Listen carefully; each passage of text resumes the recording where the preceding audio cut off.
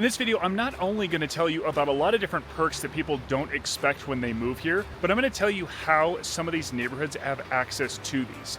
So for example, I live in a neighborhood that has access to the Animas River where I can go paddleboarding with private access and then get out only about an hour away and have a great spot to take out. I have access to some great fishing and great hiking within 5 minutes of my house. And so I'm going to show you some of those neighborhoods and weave in some information about some of these lakes and rivers and much, much more. We're also going to talk about the community, what it's like, what access you have to stores because it is a smaller town, as well as many other things. And we're jumping into it right now.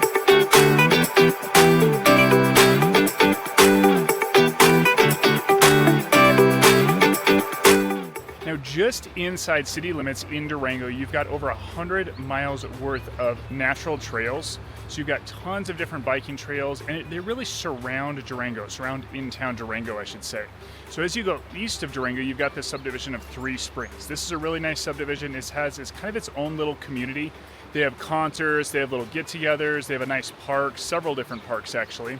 Then they actually back up to a large trail system right there, and that's actually where they have a little trail system where I recommend when clients reach out to me and ask where should we live or bike with our kids that are younger, that are 2, 3, 4, 5 years old, and I recommend Three Springs. That's probably one of the only trail systems that have trails that are really, really gradual enough for younger kids that are just learning to bike.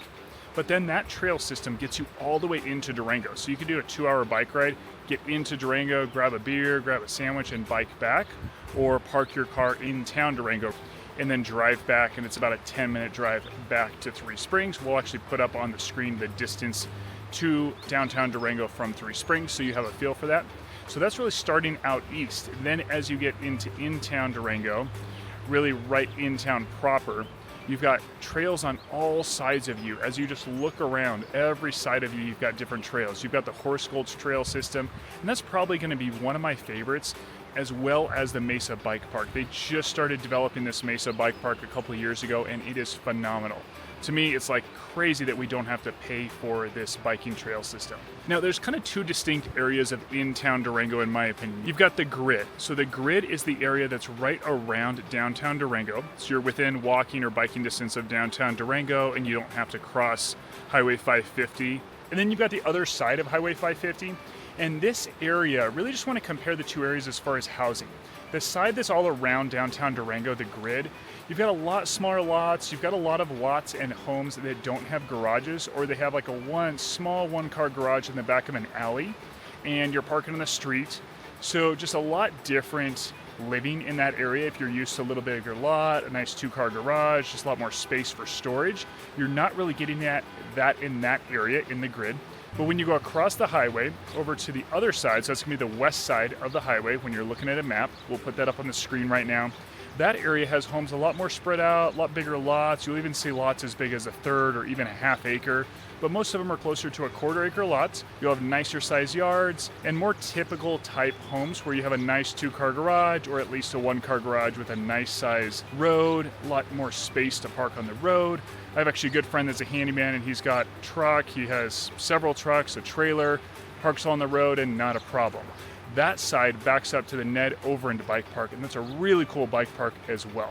By the way, guys, my name is John Bird, and I'm a licensed realtor here in Durango and Southwest Colorado. And if you've been thinking about moving to Durango or Southwest Colorado, give me a call, text or email, days, nights, weekends. Would love to hop on a Zoom call with you, go over your criteria, go over what you're looking for, really dial you in to specific areas that maybe you're not aware of, and also more than happy to do some property tours for you. I just did one the other day, and I'm doing one tomorrow for a client to really give them a good understanding of the area, of the topography of the land, what the views are really like, how close it is to other homes, just all kinds of things that you really can't see from just looking online. I'm also going to give them a feel of what the neighborhood is like, what the drive is to the home, and much, much more. So more than happy to do that for you guys as well. Let's dive back into the video. All right, so let's recap some of those trails that are inside in-town Durango. So you've got over 100 miles of natural surface trails in-town Durango. Then you've got 300 plus miles inside the county of La Plata County, which stretches about 30 to 45 minutes away from downtown Durango, going east, west, and north, as well as south. And you also have about just a little bit under 10 miles of paved trails in town Durango. Then you have some new trails going in. You've got the Mesa Bike Park, which are some really cool, fun, flowy downhill trails. They've got beginner trails all the way up to advanced trails with some stunning views looking over the town of Durango. Then you have some nice trail systems going right around Fort Lewis College that again look over the town of Durango. So you've got some great trails with stunning views. You also have Animas Mountain, which back up to some homes as well. So again, going back to homes with access to bike trails, there's quite a bit of homes with access to bike trails, like within a 1 to 2 minute bike ride from the home, right in town Durango. So if having access to biking, living in town might be on the top of your list. There are some other areas with great access to biking, but nothing really quite compares to living in town Durango. There are some great trails that back up to Three Springs, like I mentioned earlier, and that's still considered city limits, but about 10 minutes away from downtown. We'll kind of move up the map. You've got some great access to trails in the Animas Valley, but you're still driving 5 to 10 minutes to get onto those trails. One of those is going to be the Hermosa Creek Trail. That's about 15 minutes, approximately 15 minutes north of downtown Durango, and that's a 30-plus mile hiking trail that goes all the way over to Purgatory Ski Resort from the Animas Valley, which is only about, again, 15 minutes north of downtown Durango. Then the next item on the list is that Durango is really on the map for the lake life. The amount of lakes that we have and the proximity to lakes from almost anywhere you live in Durango is phenomenal. So I'm going to start with south of Durango, where you might not expect. And this is an area that people really overlook a lot of the times. A lot more bang for your buck. You got a lot more house for the same money south of town in an area called the Mesa. Now, that extends all the way out near the airport, where you get 30 plus minutes away from downtown Durango, but you can be, only 5-10 minutes from downtown Durango on the Mesa as well, with some really beautiful views, some really nice flat usable land with irrigation water, and you just, again, get a lot more home for your money typically in that area. The lake that is in that area is Pastores Reservoir. Really beautiful lake. You can paddleboard, you can boat, you can swim. We were out there last summer with our kids fishing, and they got on the paddleboard and really enjoyed it. It's really pretty, and you've got these nice, amazing mountain views all around you as well. Now, a few real quick pros and cons about this area. It is really flat, a lot of dirt roads. You do have a few paved roads, but mostly dirt roads out in this area. And a reason a lot of my clients don't like this area, or one of the cons of this area, is just that it's a lot flatter, a lot less trees, and it's just a lot more farmland.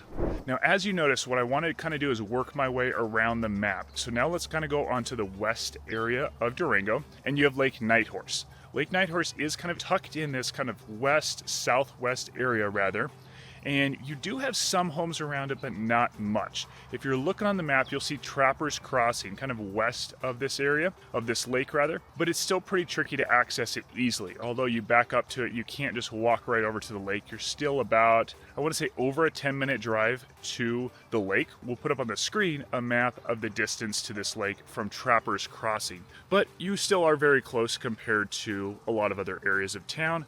And this is probably the number one lake. If you were to ask a local, what's your favorite lake in Durango? They would probably say Lake Nighthorse. They have an amazing little beach area, a great area for kids to play. We were just there with our kids the other day. They have lifeguards, which I don't think any other lakes do. And so it's just a great family-friendly area. They have buoys out to where you can swim. I love going out there and swimming with my dad, and you can rent paddleboards, you can rent kayaks. It's a really, really nice lake. Then going north of the Animas Valley, you have Electra Lake, you have Haviland Lake, and then as you continue up the road, you've got Anders Lake, and you also have Little Mullis and Big Mullis Lake. And these three lakes, Electra, Little Mullis, Big Mullis, and Anders Lake, are way up in the mountains, up near Purgatory Ski Resort. So you're higher elevation. If you want to get away from the heat, this is where you go. Just saw a friend post a photo on Facebook of a huge fish that he just caught in Electra Lake. Electra Lake is stunning. Trees all around you. You do have to pay to get in. It is a private lake, and there are some stunning homes right on the lake. A client actually just sent me a listing of a home that he might want to take a look at that's right on the lake as well. And so that is one of the only lakes that actually has homes right on the lake as well. So keep that in mind. If that's something you're looking for, lakefront homes, that is one of those lakes. And again, reach out to me. It's tough to find many homes that are right on the lake in our area, but there definitely are some. All right, now let's navigate over east of downtown Durango, and we're actually going to go kind of northeast, and then we've got Lemon and Vallecito Reservoir.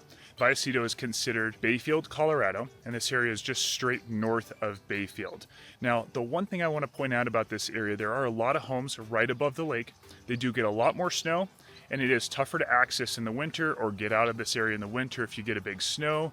And it is just fairly detached from any amenities. You know, you have a little convenience store there, you have a restaurant there, but you're fairly detached from Bayfield, which Bayfield doesn't have the size of town that Durango does. So you're 40 plus minutes from downtown Durango.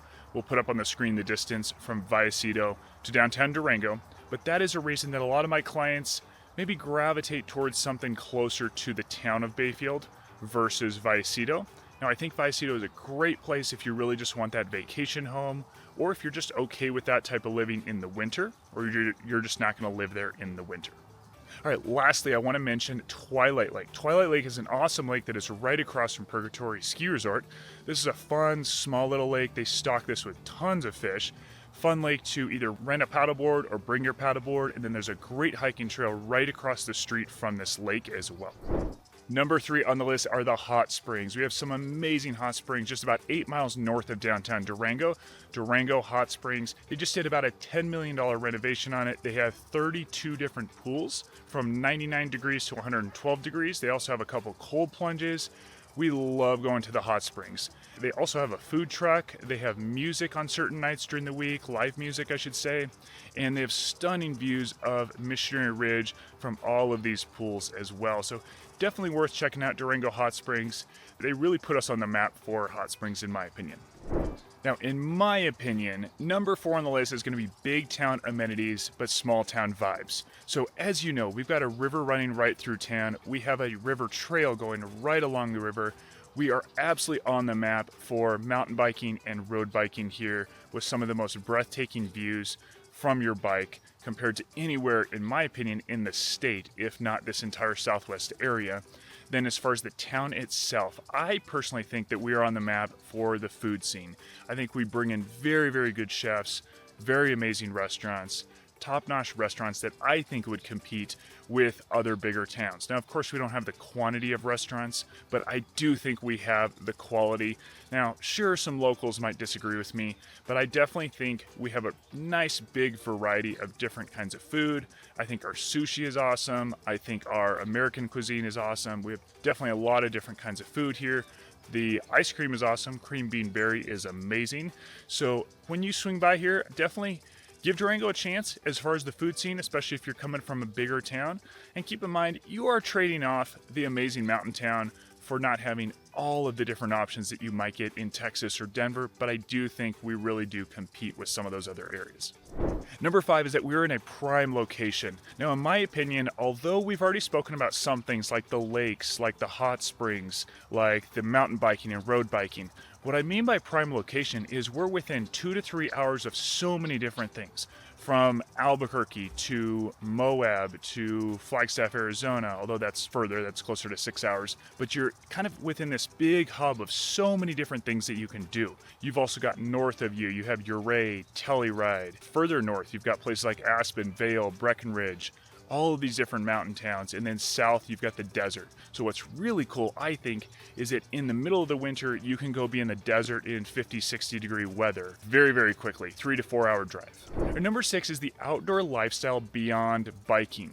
So everybody knows, a lot of people know, that we're on the map for mountain biking. But we have so many different things beyond that. My wife and I were rafting yesterday. The day before that, we were rock climbing over in Silverton with our kids. So you've got rock climbing, you have great rafting, you can just tube if you don't want to go rafting, you can paddleboard, you have so many different water sports. But then we have the Via Ferrata over in Ouray. We also have ice climbing over in Ouray. We have music festivals, we have gravel biking, and we have a 486 mile iconic trailhead called the Colorado Trail. And there are just so many different people of all different walks of life that love to do outdoor things here, whether it be just going for a walk, going for a hike, just enjoying bird watching, so many different things. And number 7 for me are the people and the community. So I mentioned earlier that yesterday we went rafting, the day before we went rock climbing, and this was both because friends of ours invited us out to do these things.